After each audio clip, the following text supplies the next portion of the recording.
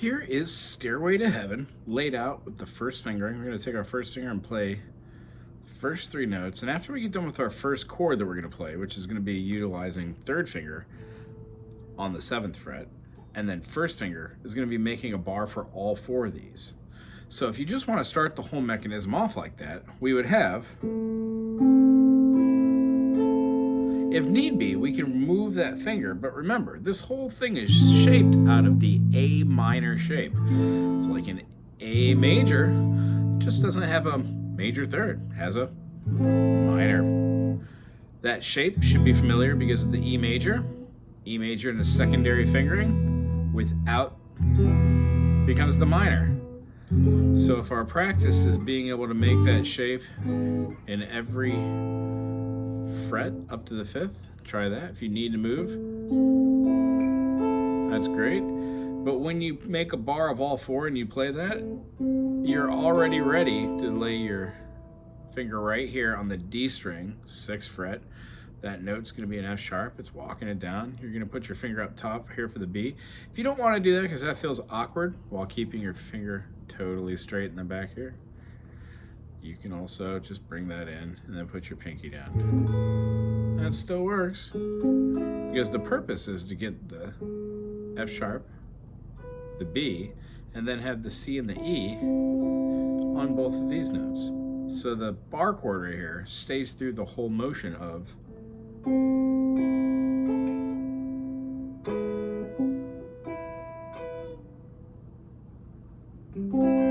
For this last shape in the first three, we've got a bar chord from the D string, G string, B string, and E string. And then we're going to be playing all the way up top on the C note, which is a minor third away from your 5th, 5, 6, 7, and 8. Thusly, that's what we practice over and over again.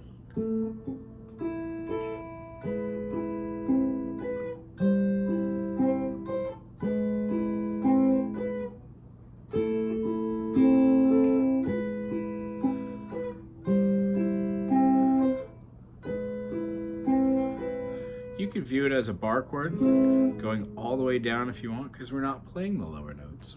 So the first part of the song focuses on that.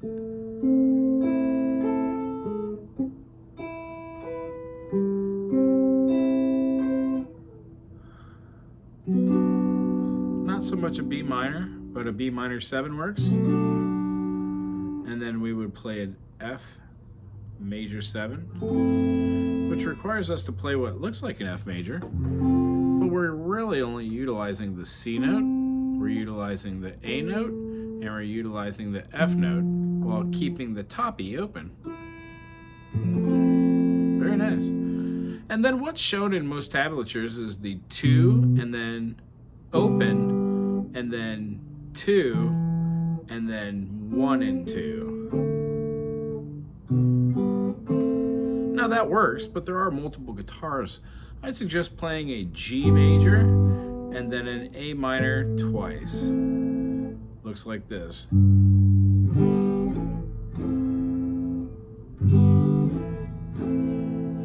So what we can do is use that as our end. As far as the next part, I consider this the ending of part 1.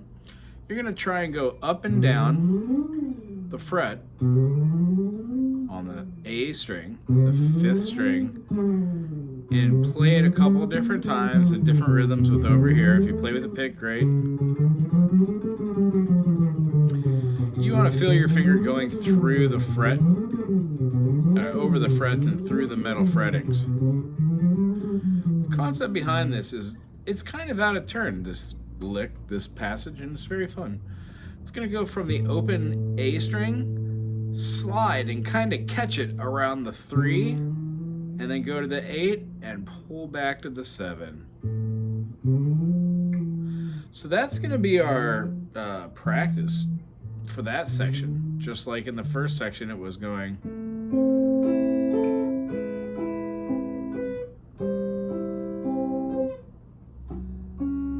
Sorry.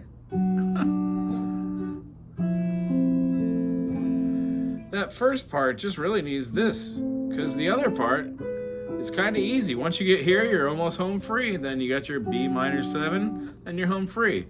G, A minor, This is the second part you play. Try it on different strings. Try it on different.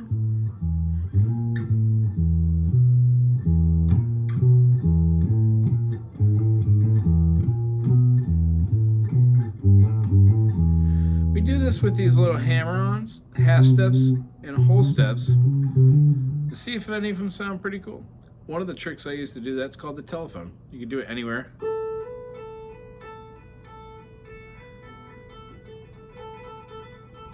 Try and work it up to that speed by holding the note, hammering on a note that's away from it, and then pulling through the note. When I say pulling through, I'm kind of doing something like where I'm hammering on and then pulling down that way. Kind of works differently in different spaces, but you can do it for every string. So one of the things we try and do with this song after we get is get that first section really tight.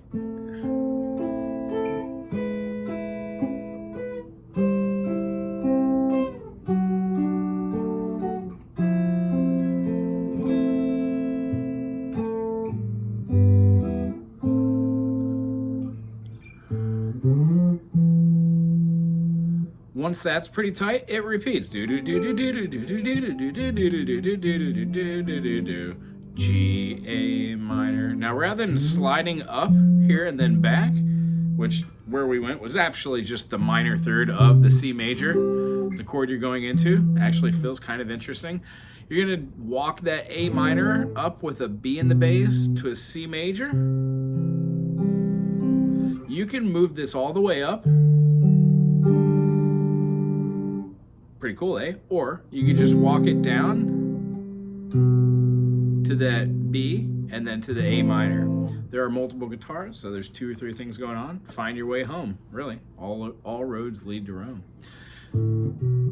If there's a bushel in your headroom, don't be the long one. You could also go to the C is just a sprinkling, G for the main, A minor. When you do your walk up again, you can go all the way to the D, to the A minor, but the A minor chord you could go to is your intro chord.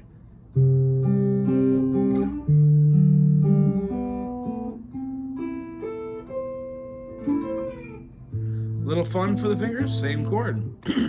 After that part, we get into this. It plays a quick, it's just like a G major, but you're only utilizing the B note and you're using the D note. Now every other subsequent note inside of here leads to a very open, sussy type chord. You can do it with your first and your second, but it feels better with, your first and your third, but it feels much better with your second and your fourth, your middle and your pinky.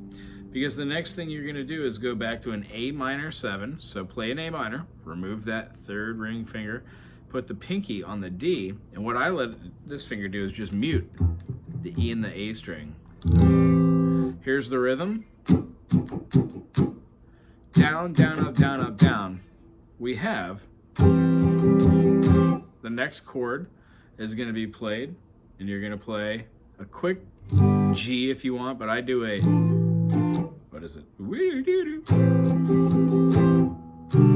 Yep.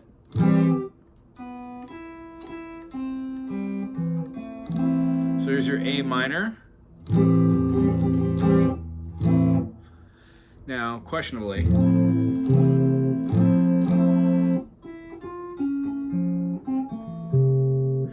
questionably A minor works. So yeah, we're gonna have the A minor 7, A minor, and then you're gonna want to go to your D. You can also play 5, skip 6, and play 7 and 7 on the E string, G string, and B string. I use that same muting technique for the E and the A string and let the D ring clean.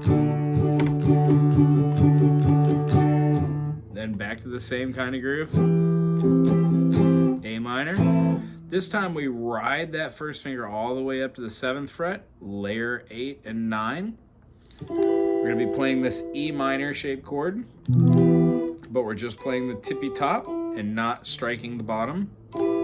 We're moving it down, and instead of having these 3 notes this way, we revert back to having the 5, 7, and 7 like our D. We're going to move that down the same shape to the 3rd fret for the C and right back up to the D and get an 8th note on the end. Here's what the whole thing's going to look like.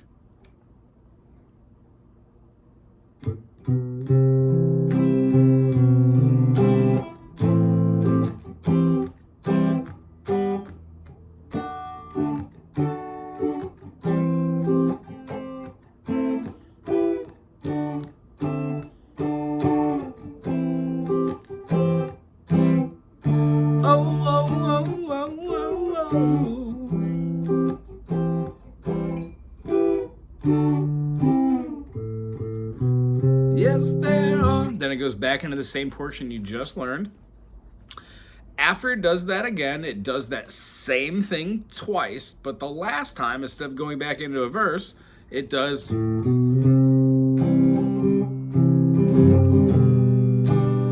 A minor, G major, F major, A minor, G major, F major. The rhythm should feel like a chugga chugga, chugga chugga. There is a G in between. You can syncopate this.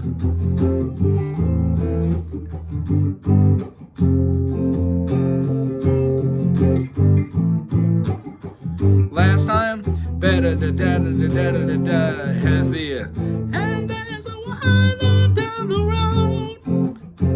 You know it. A minor, G major, and an F. That's where I suggest going to find like a little backing track, playing just that groove so you could work on at that point, playing your A minor pentatonics. And what happens with our A minor pentatonics? We use the A, the C, the E, the D. We're using all the notes that are inside of this that doesn't, oh, not the D. We use all the notes inside of this from the E scale that are, or an A minor scale that are representative. So if we have A, we skip A sharp or B flat, we skip B, and we play C. A to C is our 1 to 4 kind of concept from our spider exercises. But from A to here is a C. That is a minor third. We then play a D as the 4th. We play an E as our 5th. Our 6th note is going to be up here, playing a G, and then we're going to end on the A. When we continue this mechanism, we're playing all those notes in order. The reason why it's called a pentatonic, as you know, is because it's 5 notes.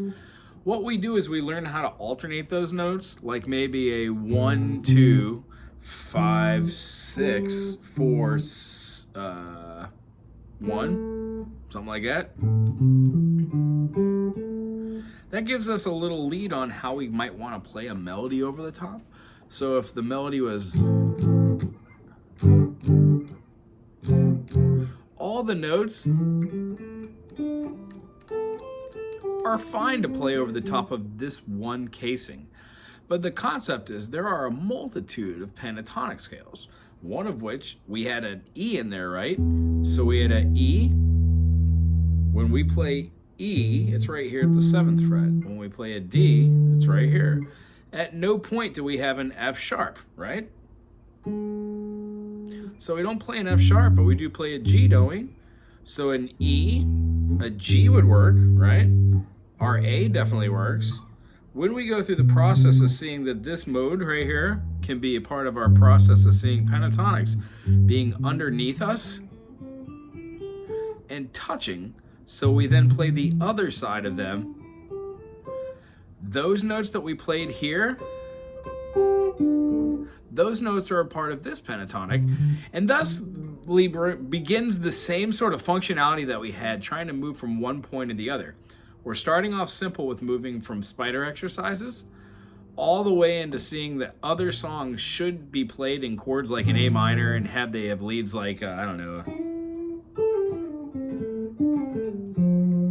Those type of leads go from one point, which is the A minor up here, whether it's played like this, or we reverse that and we play it like this, It's all part of a structured chord which is relating to the A minor. When we navigate around these chords, we can see that the key of C major and the key of A minor are one and the same. So we memorize those together with different songs. Stairway to Heaven is like one of those platform type songs where when you get through the different stages, like eating a pie or going through a separated box of stuff, everything has its place. So the first thing we do with Stairway is learn that this is in the key of A minor and it has no sharps and flats. Second thing is that we don't use our sixth finger and our first finger to jump around and play all these notes. There will be times in songs like Blackbird where our hands are playing shapes that can be played in many different shapes, but to move up the fret, we want to be able to make sure that all of our fingers are going to be in a location that makes sense, so we don't have to like go move our fingers in a weird improper way. Now, there are multitudes of ways to play things, but if you watch finger styling of anybody who's like played a little bit, they change them. Like here, perfect fingering. I could do this, but then I'd have to drop back here. So the concept is you learn something in Blackbird, and the mechanism under which you play that also shapes how you play Stairway.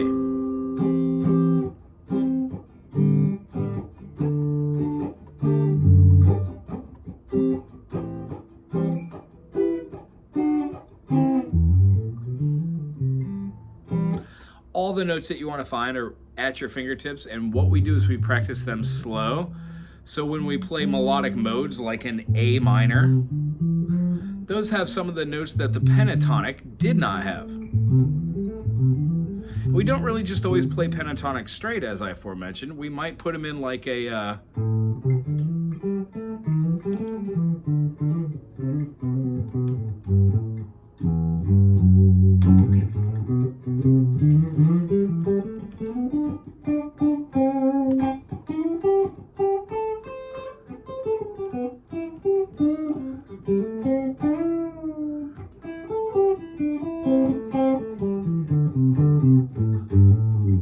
and that doesn't have to be so straight like that either. I'm just trying to not think while trying to think. But if you have A minor, G major, and F major, being able to practice all the notes inside of your Aeolian scale is really cool. Being able to practice just your outer notes, so you're playing an A minor pentatonic, is really cool. And then realizing the notes you're playing for your spider exercises quite literally could be part of your finished product of soloing. Because doing pentatonics,